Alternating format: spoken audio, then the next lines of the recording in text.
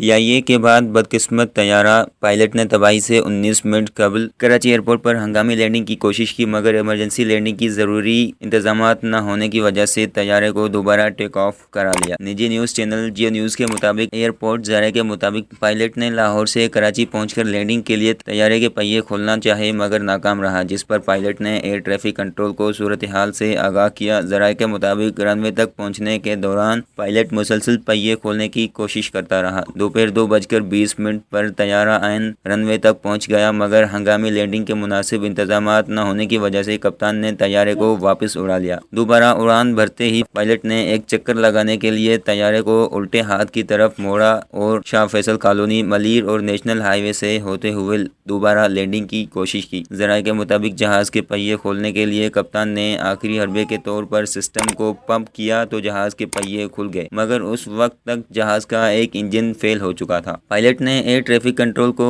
اس دوسری ہنگامی صورتحال سے بھی آگاہ کیا اور طیارے کو ہر ممکن مہارت سے ایئرپورٹ تک لے جانے کی کوشش کی، مگر اس دوران جہاز کا دوسرا انجن فیل ہوا تو طیارہ خوفناک حادثے کا شکار ہو گیا۔ اس سے قبل ایک نئی تحقیقات سامنے آئی ہے کہ کراچی میں تباہ ہونے والے Pakistan international air lines PIA کی طیارے کے بلیک باکس کا ایک اہم حصہ کوئک ایکسس ریکارڈ مل گیا ہے۔ نجی ٹی وی کا کہنا ہے کہ کوئک ایکسس ریکارڈر میں ایئر ٹریفک کنٹرول روم کے علاوہ کاک پٹ کی گفتگو کا ریکارڈ ہوتا ہے۔ کوئک ایکسس ریکارڈ امدادی کارکن کو ریسکیو سرگرمیوں کے دوران ملا ہے۔ کوئک ایکسس ریکارڈر کو سول ایویشن حکام کے حوالے کر دیا گیا ہے۔ نجی ٹی وی کا کہنا تھا کہ طیارہ فنی خرابی کے باعث حادثے کا شکار ہوا۔ طیارہ اس قدر نیچے تھا کہ پائلٹ اس کو اوپر اٹھانے میں ناکام رہا۔ شاید پائلٹ کے پاس طیارے کو دوبارہ اٹھانے کا مزید موقع ہی نہیں بچا تھا۔